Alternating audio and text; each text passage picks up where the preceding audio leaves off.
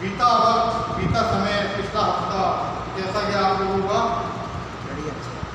कितने लोग यीशु मसीह में खुश हैं? सब खुश हैं? कोई दुखी तो नहीं है? किसी के साथ कोई समस्या, कोई परेशानी हो तो प्रार्थना करें, क्योंकि अगर आपको अपने जीवन को परमेश्वर से जोड़ना है तो आपको सबसे पहले क्या करना है? प्रार्थना को करना है। और जब आप प्रार्थना को करेंगे तब आप उस प्रार्थना के द्वारा उस सामर्थ को पाएंगे जो परमेश्वर आपको मेरे लिए रिलीज करता है। और जब वो सामर्थ हमें मिल जाएगी तो हम कैसे हो जाएंगे? परमेश्वर के साथ एक मन और एक चित्त हो जाएंगे। हमारे हृदय परमेश्वर से जुड़ जाएंगे और जब हमारे हृदय परमेश्वर से जुड़ जाएंगे तो हम उसकी क्या कहलाएंगे? संतान। तो जैसा भी वचन में पढ़ा गया है, ताड़ना के विषय में, प्रचारित करने के विषय में, कितने लोग जो यहाँ उपस्थित हैं वो परमेश्वर के द्वारा प्रचारित किए गए,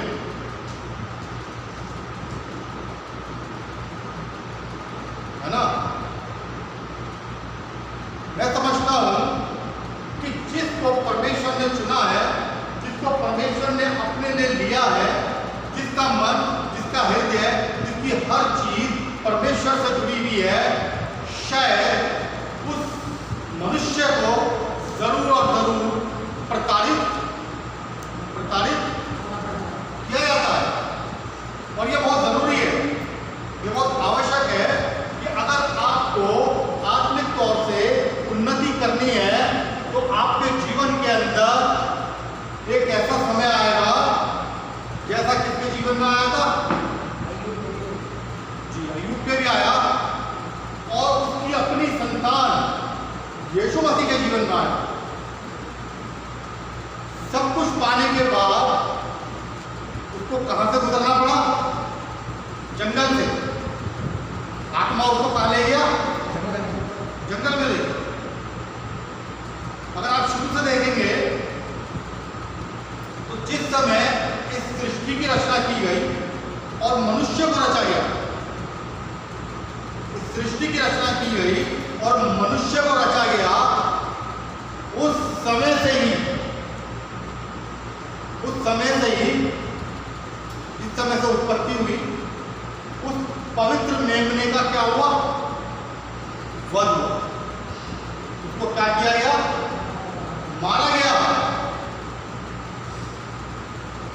ये जब से आरंभ हुआ, जब से आदम ने पाप किया। जब आदम ने पाप किया, क्योंकि परमेश्वर ने आदम को एक आज्ञा दी थी कि तुझे क्या करना है, तुझे क्या नहीं करना है, और जब उसने उस आज्ञा को तोड़ा तब परमेश्वर ने तीनों एक जगह पर इकट्ठे हुए, पिता, पुत्र और पवित्र आत्मा, और तीनों की वहां पर क्या हुई? बातचीत हुई। और वहां पर पिता ने पुत्र से बोला कि भाई अब तुझे क्या करना है? अब तुझे मरने के लिए तैयार होना, तुझे संसार में जाना है और तुझे मरना भी है। तब पुत्र ने उनसे बोला कि ये काम बहुत बड़ा है, इसके लिए मुझे आपकी आवश्यकता पड़ेगी। अब उन्होंने क्या जवाब दिया कि जब समय निश्चित होगा, जो सही समय होगा, उस पर हम तेरे पास पहुंच जाएंगे, आ जाएंगे। और पति 3 बताता है कि पुत्र कहां पर गया? मैथ्यू 3 में कहां बताता है? कहां गया पुत्र? परमेश्वर की संतान कहां पहुंची? यरदन पे। और यरदन पे जब उसका बैप्टिज्म हो रहा था तब आपको पता है वहां पर कौन पहुंचा? और पिता, पुत्र तो ऑलरेडी वहां था ही, और पवित्र आत्मा भी पहुंच गई। ये मत्ती 3 में लिखा हुआ है, आप देखेंगे वहां पर यह है कि आकाश से क्या हुआ, एक आवाज आई और उसने क्या बोला, ये मेरा प्रिय पुत्र है जिससे मैं अति प्रसन्न हूं, जिससे मैं क्या हूं, ये पिता की उपस्थिति हो। और पवित्र आत्मा किसकी नाई उतरा, पवित्र आत्मा कबूतर की नाई उस संतान को उतरता दिखाई दिया। और यही वो समय था जिसके लिए प्रतिज्ञा की गई थी, जिसके लिए बातचीत की गई थी।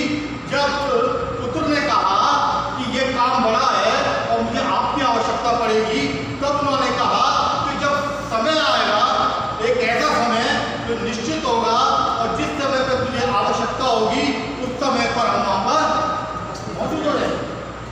यहाँ पर तीनों मौजूद है, पिता भी, पुत्र भी और पवित्र आत्मा।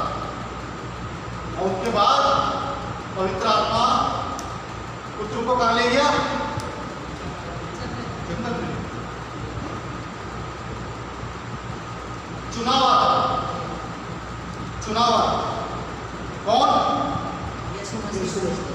चुना हुआ पुत्र था, चुनी हुई संतान थी, उसको चुना गया था इस संसार के लिए, संसार के कामों के लिए। इसी तरह परमेश्वर भी आपको और मेरे को क्या करता है, चुनता है। और जब आप और मैं चुने जाते हैं, तब हमें भी कहां से गुजरना पड़ेगा, जंगल से गुजरना पड़ेगा। इस चीज के लिए आप बिल्कुल रेडी रहिए कि अगर परमेश्वर ने आपको चुना है तो आपको वो प्रताड़ित भी करेगा, आपको ताड़ना भी देगा, आपको पकाकर बिल्कुल जैसे कुम्हार बर्तनों को पकाकर निकालता है कि वो मजबूत हो जाए, वैसे निकालेगा। और यही एक समय अय्यूब के जीवन में भी आया। परमेश्वर ने उसे चुना हुआ था, तो परमेश्वर का बहुत ही अच्छा वाला भक्त कहिए, शागिर्द कहिए, या कुछ भी कह लीजिए, वचन इस चीज को बताता है कि उसके अंदर किसी भी तरीके का कोई वोट नहीं था। और परमेश्वर ने उसे चुना हुआ था और परमेश्वर ने उसको किसको दिखाया, शैतान को। और उसके जीवन के अंदर क्या हुआ, फिर दिक्कतें, परेशानियां, समस्याएं, बीमारियां, कलेश, हर चीज। लेकिन एक समय ऐसा आया कि परमेश्वर ने जितना उसका गया था, जो चीजें गई थी, उसका कितना लौटाया उसको, वचन इस चीज को बताता है कि उसको उस चीजों का दुगना लौटाया गया। इसलिए अजीजों, अगर परमेश्वर ने आपको चुना है और आपके हृदय परमेश्वर की समीपता में है, आप उसकी संगति में है, तो आप बिल्कुल बेफिक्र ये ना रहे कि आपके जीवन के अंदर जंगल नहीं आएगा। बिल्कुल आएगा, परेशानियां आएंगी, दिक्कतें आएंगी, श्राप भी काम करेंगे, लेकिन एक टेम्पररी बेस पर होगा, बिल्कुल टेम्परेरी हो, कुछ समय के लिए। अब उसमें आपको ये देखना है कि आप कितना परमेश्वर से जुड़ के रहते हैं या परमेश्वर को छोड़ देते हैं। तो परमेश्वर आपको चुनता है, आपसे प्यार करता है, आपसे मोहब्बत करता है, आपको हर चीज देने की इच्छा रखता है, तो वो भी ये चाहता है कि आप उसके साथ कहते हैं जुड़ते रहें, मिलके रहें। अगर आप ऐसा नहीं करेंगे तो आपके जीवन के अंदर वो उस चीज को क्या करेगा, मारेगा वो। एक समय ऐसा आया कि अब्राहम से उसके बेटे का क्या मांगा गया था, जोर के बोलिए, बलिदान। क्यों? क्योंकि परमेश्वर का जो समय अब्राहम पहले परमेश्वर को दिया करता था, वो चीज घर से हटकर उसके बेटे के लिए उसके हृदय में आ गई थी, उसके मन में आ गई थी। वो समय परमेश्वर का काट कर वो अपनी संतान को देने लगा। और मोरिया पर्वत पर क्या हुआ फिर? अब्राहम अपनी संतान को लेकर गया। वहां पर किसको मारा जा रहा? वहां पर अब्राहम के अंदर इसहाक को मारा जा रहा। आप समझ रहे हैं? वहां पर अब्राहम के अंदर इसहाक को मारा जा रहा था। जब इसहाक मर जाएगा अब्राहम के अंदर, तब जो समय जो चीजें परमेश्वर की थी वो चीजें खुद ब खुद आ जाएंगी। आप मेरी बात को समझ रहे हैं? परमेश्वर आपके अंदर भी उन चीजों को मारेगा जिन चीजों के कारण आपकी और परमेश्वर की क्या होती जा रही है? पूरी होती। और यही उस समय हुआ कि पिता ने अपने पुत्र को अपने अंदर क्या करा? मार दिया। आप समझ रहे हैं? उस समय जब ये मीटिंग हुई, जब ये बातचीत हुई तीनों में, उस समय पिता ने अपने पुत्र को अपने अंदर क्या करा? मार दिया।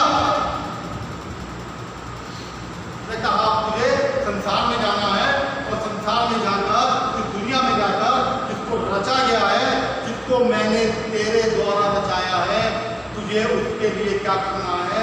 अपने प्राणों को।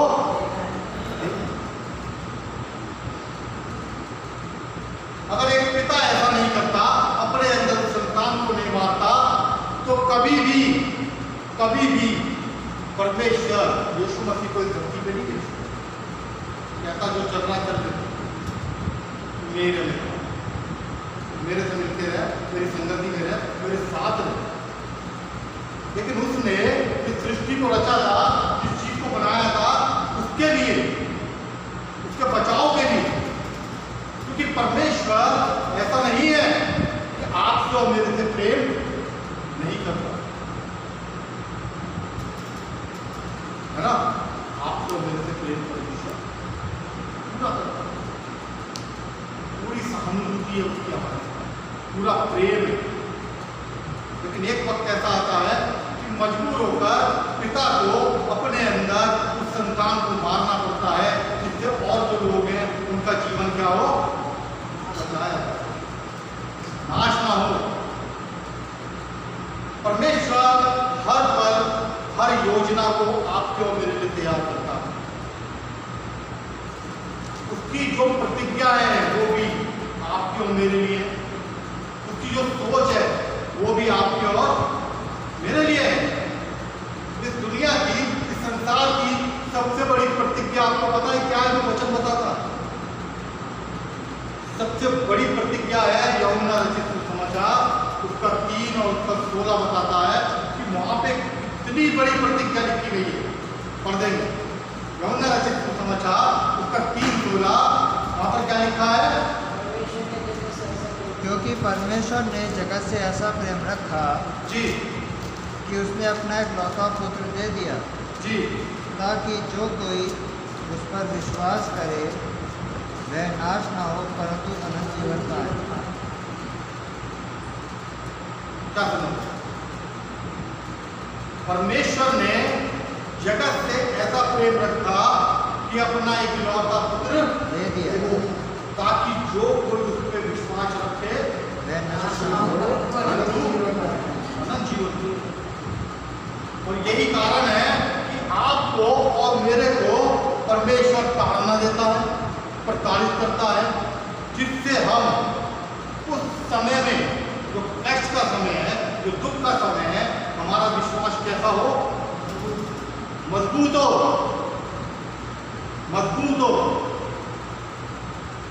और उस विश्वास के कारण हम काहे बाधित हो जाए?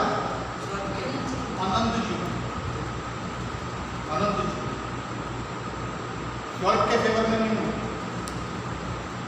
मेरी सोच स्वर्ग की नहीं है। मैं आप लोगों को भी यही कहता हूं, स्वर्ग का नहीं सोचिए, वहां का सोचिए जहां चाहे वो नरक है, चाहे वो विनाश लोक है, चाहे वो स्वर्ग लोक है, कोई सा भी लोक है जहां पर यीशु मसीह है, वहां जाने की सोचिए, स्वर्ग का मत सोचिए।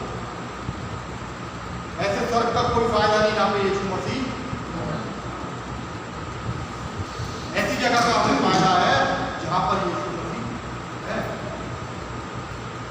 इसलिए हमेशा आप ये सोचिए कि आपको ऐसी जगह पर जाना है जहां पर यीशु मसीह।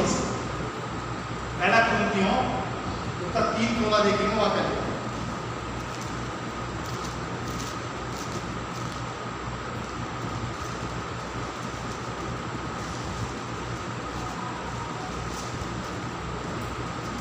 क्या तुम नहीं जानते कि तुम परमेश्वर का मंदिर हो और परमेश्वर का आत्मा तुम्हें वास करता है? अब तुम नहीं जानते कि तुम परमेश्वर का मंदिर हो। तुम परमेश्वर का मंदिर हो और परमेश्वर की आत्मा तुम्हें वास करता है। परमेश्वर तुम में वास करता है।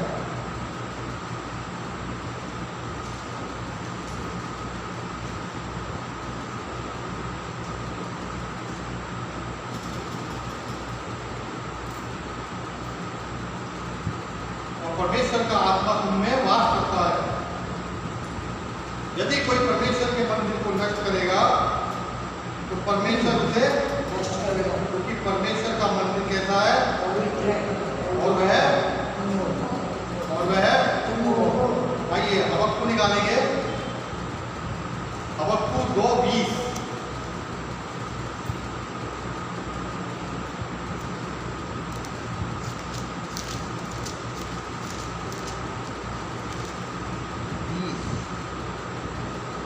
परंतु यहोवा अपने पवित्र मंदिर में है, समस्त पृथ्वी उसके सामने शांत रहे। क्या लिखा है यहाँ पर? यहोवा काय में है? अपने मंदिर में है। मुंह पर करके बोल दीजिए भाई साहब। अपने मंदिर में है। क्योंकि यहोवा अपने मंदिर में है। यहोवा का मंदिर कौन है? आमीन। आप और आपको याद है कि इसमें एक पैराबल है, एक कहानी है, एक स्टोरी है जिसको हम कहानी के तौर पर बाइबल में लेते हैं कि एक समय ऐसा आया कि यीशु मसीह ने क्या बनाया था? घोड़ा बनाया था। किसके लिए बनाया था? मंदिर में जो जानवर थे, व्यापारी थे, व्यापारियों को निकाले। जो मंदिर में व्यापार का अड्डा बना चुके थे, व्यापार करते थे, उसके लिए यीशु मसीह ने क्या बनाया? घोड़ा बनाया। अगर आप इसको इस चीज से जोड़ेंगे, पहला कुरिन्थियों 3:16-17 से, तो यहाँ पर क्या आपको समझ में आ रहा है कि ये कौन सा मंदिर है? ये वो मनुष्य है जो आप और मैं, और हमारा अंदर, हमारे अंदर क्या चल रहा? लेन देन चल रहा, व्यापार चल रहा, सोच विचार ये है, उससे इतने लेने हैं, उसको इतने देने हैं, इतनी तनख्वाह मिलेगी, इतनी फीस जानी है, उतना ये सब है। और ऐसे लोगों के लिए यीशु मसीह ने क्या बना रखा? याद रखिए एक बात, आपके और मेरे लिए वो घोड़ा बिल्कुल तैयार है, क्योंकि हम परमेश्वर का पवित्र मंदिर हैं। और अगर हमने इसको व्यापार का अड्डा बना दिया तो परमेश्वर हमें क्या करेगा? प्रताड़ित करेगा, हमें तोड़ेगा। एक समय ऐसा आया, यीशु मसीह के पीछे एक बड़ी भीड़ चलती थी, और वहां पर जब खाने की बात उठी तो एक बच्चे से कितनी रोटी मिली? और 2 मछली। अब यहाँ पर मैं सोच रहा था कल से कि यीशु मसीह, मुझे तू ये बता कि 5 रोटी और 2 मछली और 5000 पुरुष, स्त्री और बच्चे अलग। मैं मानता हूँ अगर 5000 आदमी रहे होंगे तो कम से कम 10,000 औरतें होंगी, क्योंकि लेडीज़ ज़्यादा होती हैं ऐसी जगह, और बच्चे भी जरूर होंगे। टोटल मैं कैलकुलेशन कर रहा था 12 या 15 या 14, इतने हज़ार लोग रहे होंगे वहाँ। और तूने 5 रोटी और 2 मछली से उन सबको खिला दिया। रोटी ली और क्या करा? रोटी लेके तोड़ी तोड़ी। और वहां पर कहीं पे ये नहीं लिखा, बाद में ये लिखा है कि कितने टोकरे उठाए गए?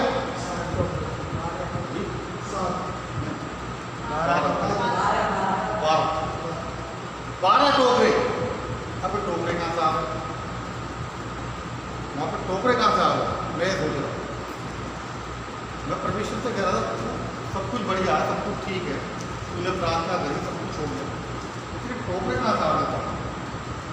तो टोकरे साथ लेके चल रहा होगा यार, है ना? ऐसा ही हो सकते हैं ना हम तो, बट टोकरे को लेके चल रहा होगा तो टोकरे का व्यापारी होगा जी।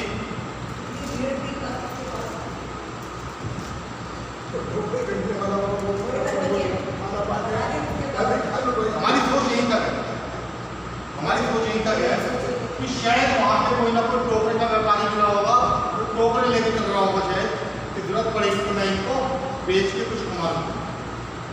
लेकिन ऐसा नहीं था। जिस परमेश्वर से प्रार्थना करके रोटी तोड़ी गई थी, उसने ही वो 12 टोकरे भी वहां पर मौजूद कराए थे।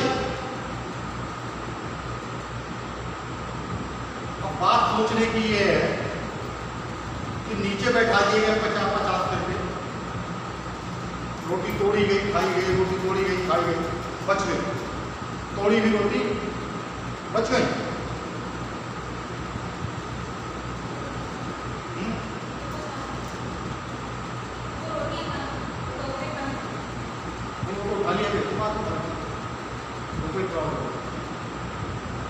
अब यहाँ पर रोटी तोड़ी गई और रोटी बच भी गई। आप समझ रहे हैं मैं क्या समझाने का? तो आया था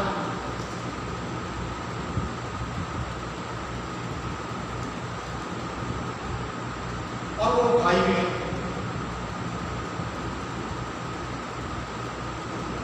जिसको परमेश्वर तोड़ता है ना, जिसको परमेश्वर तोड़ता है उसे कभी नहीं, जिसको वो तोड़ेगा उसे कभी नहीं छोड़ेगा। ये याद रखिए। परमेश्वर ने वहां रोटी तोड़ी, यीशु मसीह ने रोटी तोड़ी प्रार्थना करके, छोड़ी नहीं। आप समझ रहे हैं मैं क्या बोलूं? अगर परमेश्वर आपको तोड़ेगा तो कभी नहीं। बाइबल में बहुत सारी चीजें हैं, बड़ी कॉमन स्टोरी है आयुब की, सब जानते हैं। उसको तोड़ा गया लेकिन छोड़ा नहीं, तोड़ दिया परमेश्वर ने, हर तरीके से तोड़ दिया। संसार के अंदर सबसे बड़ा दुख, सबसे बड़ी तकलीफ, सबसे बड़ी मतलब आसमान सर पे गिर जाना, आपकी अगर औलाद आपके रहते आपके सामने, इससे बड़ा दुख मनुष्य के लिए दुनिया में। 10 बच्चे उसके मर गए। इतना तोड़ दिया परमेश्वर ने उस मनुष्य को, इतना तोड़ दिया, लेकिन छोड़ा। परमेश्वर कहता मैं तुझे तोड़ लूंगा, प्रताड़ित करूंगा, ताड़ना दूंगा, सब छीन लूंगा, सब ले लूंगा, लेकिन तुझे मैं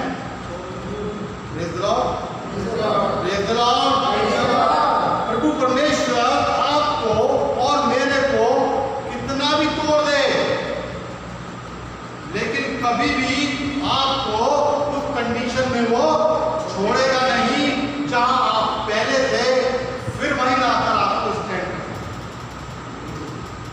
जोरदार ताली दीजिए। ऐसा महान परमेश्वर है कि वो कहता मैं तोड़ूंगा, जरूर तोड़ूंगा तुझे। और वो टोकरे भी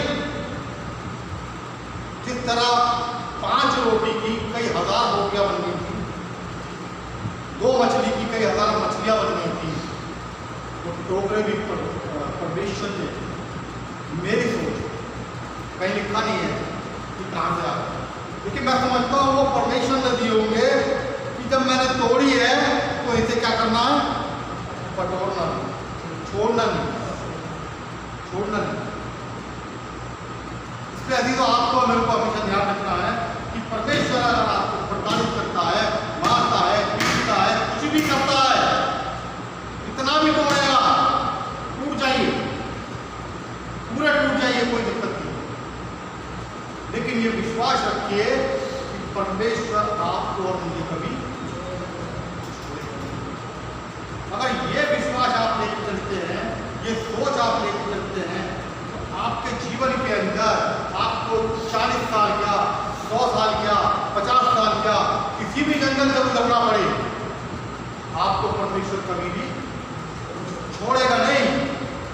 इस्राएलियों ने 40 वर्ष जंगलों में घूमे ना, वो इतना भी बर्बाद करी, परमेश्वर ने उनको छोड़ा। आपको पता है उत्पत्ति में अगर आप जाएंगे, आज मैं दिन में देख रहा था इस चीज को, उत्पत्ति के अंदर जब आदम और हव्वा थे और जब उन्होंने पाप किया, उत्पत्ति 3 देखेंगे, निकाल लीजिए,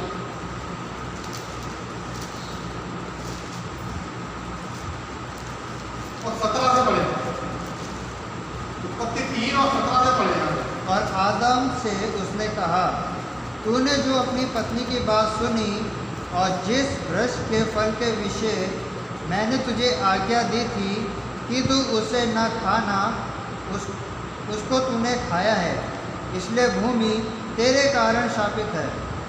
तू उसकी उपज जीवन भर दुख के साथ खाया करेगा, और वह तेरे लिए कांटे और ऊँट कटारे उगाएगी, और तू खेत की उपज खाएगा और अपने माथे के पसीने की रोटी खाया करेगा, और अंत में मट्टी में मिल जाएगा, क्योंकि तू उसी में से निकाला गया है। तू मट्टी तो है और मट्टी ही में फिर मिल जाएगा। देखिए यहाँ पर लिखा है कि ये भूमि तेरे कारण शापित है, और यहाँ पर लिखा है 19 में, और अपने माथे के पसीने की रोटी, अपने माथे के पसीने की रोटी खाया करेगा। इसका मतलब अब से पहले जब आदम और हव्वा कैसे थे, बिल्कुल पवित्र आत्मा से लीन, पवित्र आत्मा में जुड़े हुए थे, उनके कहने पे चलते थे, उस समय पर रोटी की कोई बात नहीं, उनको एक आज्ञा मिली कि तुम सब कुछ खा सकते हो, लेकिन ये जो वृक्ष है इसका फल। और उसके बाद जब ये पाप हुआ, यहाँ पर रोटी की बात आ, इसका मतलब उससे पहले, जहाँ तक मेरी सोच, मैं अपनी सोच बताऊँ, जहाँ तक मेरी सोच है, उससे पहले परमेश्वर शायद उन्हें वो स्वर्ग की रोटी देता हो, स्वर्ग की रोटी देता हो। स्वर्ग की रोटी कौन सी, क्या आपको पता? जी, वो पवित्र मन्ना जो स्वर्ग से गिरता है। मैं इसको बड़े ध्यान से पढ़ रहा था, मैंने कहा रोटी की बात अब आ गई, उससे पहले तो ये है कि भैया तोड़ के खाओ, लेकिन कहीं ना कहीं इसका मतलब रोटी भी मिलती थी उससे पहले, पाप करने से पहले। और वो मेरी समझ में, परमेश्वर से मेरी बात हुई, जो मेरी समझ में आया वो ये समझ में आया कि परमेश्वर डेली उनसे मिलने आता था, तो वो जरूर उनके साथ पवित्र बनना अपने साथ लेकर उसके लिए आता होगा और वही खाते होंगे। लेकिन जब उन्होंने पाप कर दिया और पाप करके वो क्या हो गए, उस पवित्र बनने से वंचित हो गए, तब परमेश्वर ने कहा कि अब तुम अपने खून पसीने की रोटी खाएगा। अब ये तो मन्ना में तेरे ले लेकर आता था ना, अब ये तेरा क्या हो गया, बंद है। और उन्होंने क्या कहना हुआ था, जब ये परमेश्वर वहां आया, परमेश्वर ने आवाज दी, आदम, ये आदम। आदम क्या बोले, अंजीर जोड़ जोड़ के, पत्ते जोड़ जोड़ के, पत्ते प्रकाशित वाक्य है,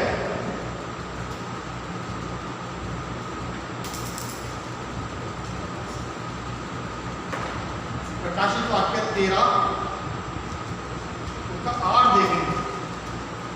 प्रकाशित वाक्य 13 और उसका 8 देखेंगे क्या बताता है। पृथ्वी के सब रहने वाले जिनके नाम उस मेमने के जीवन की पुस्तक में लिखे नहीं गए, जो जगत की उत्पत्ति के समय से घात हुआ है, उस जो जगत की उत्पत्ति के समय से घात हुआ है, उसकी पूजा करेंगे।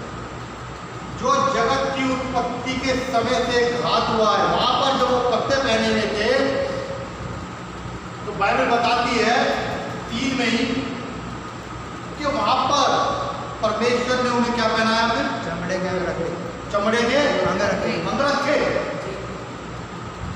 इसका मतलब वहां पर किसी जानवर का क्या हुआ था, वध किया गया था, बलिदान किया गया था। वो कौन था, कौन था वो? जगत की उत्पत्ति से और अब तक, जगत की उत्पत्ति से और अब तक रोज डेली, सुबह दोपहर शाम रात, हर समय आप और मैं उस पवित्र मेमने का क्या कर रहे हैं? सहमत है आप? कर रहे हैं ना? कर रहे हैं ना हम सब? उस यीशु मसीह का सुबह दोपहर शाम रात जब भी मौका मिलता है तभी हम उनका क्या कर देते हैं? सोचने की बात, आप और मैं कर क्या रहे हैं, क्या हमारी सोच है, क्या हमारे कार्य हैं। अभी मैं जब आ रहा था यहाँ पे, मैं परमेश्वर से प्रार्थना करता हुआ आ रहा था कि प्रभु कोई ऐसा काम मत करा जिससे तुझे तकलीफ पहुंचे, कोई ऐसी गलती मुझसे ना हो कि तेरे को तकलीफ पहुंचे, मुझे पहुंच जाए, कोई दिक्कत नहीं, क्योंकि तू तोड़ेगा तो खाएगा नहीं, जोड़ेगा नहीं, छोड़ेगा नहीं। लेकिन अगर मैंने तेरे को तकलीफ पहुंचा दी तो मैं तेरे को कैसे जोड़ूंगा, कैसे उठाऊंगा, कैसे तेरी संगति में वापस आऊंगा। इसलिए अभी तो हमें वो काम नहीं करना जो हमारे पूर्वज ने किया। उसके पाप के कारण यीशु मसीह उत्पत्ति, जगत की उत्पत्ति से और अब तक क्या होता रहा? हमें वो काम करना है जिससे हमारा परमेश्वर हमसे क्या हो, प्रसन्न हो, जैसा हनोक ने किया। 300 वर्ष हमने परमेश्वर को क्या किया? प्रसन्न। खोजिए उसने क्या किया हो, सोचिए, पूछिए परमेश्वर कि हनोक ने ऐसा क्या किया कि आप 300 वर्ष उससे प्रसन्न रहे और आपने उसे जीवित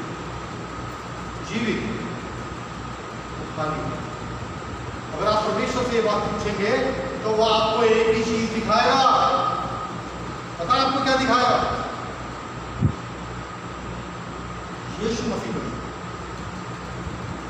कहेगा तुझे इस चीज का जवाब चाहिए तो यीशु मसीह का जीवन देख, यही सब करना। अगर मुझे पसंद है मैं तब प्रसन्न होऊंगा जब तू यीशु मसीह की तरह अपने जीवन को बिता। अन्यथा हर पल, हर लम्हा, हर क्षण हम परमेश्वर को क्या करते रहेंगे? दुखी करते रहेंगे। प्रसन्न तो हम अपने को करते हैं, प्रसन्न तो हम अपने रिलेटिव्स को करते हैं, प्रसन्न तो हम अपने बीवी को करते हैं, बच्चों को करते हैं, पति को करते हैं, माता पिता को करते हैं। हम भूल जाते हैं कि हम क्या करते हैं, किसको पसंद करते हैं। आप मेरा स्टेटस शायद देखते नहीं, देखता है मेरा स्टेटस? कोई नहीं देखता। आप देखना चाहिए। 2 दिन से मैं कुछ डाल रहा हूँ, देखना। तो मैं ऐसी चीज डालता हूँ यीशु मसीह से चलेगी। मेरी जो लाइफ है, अगर मैं उसमें जो गीत भी गा रहा हूँ तो उसमें जो एक लाइन आएगी, सेकंड लाइन पे आपको यीशु मसीह दिखेगा, है ना। और यही होना चाहिए कि आपको अपनी लाइफ को किससे जोड़ना, यीशु मसीह से जोड़ के चलिए। तब देखिए आप कितने भी प्रताड़ित हो, कितनी भी ताड़नाएं आपको लेके वो तोड़ेगा तो वो आपको जोड़ेगा, छोड़ेगा नहीं। आइए प्रार्थना।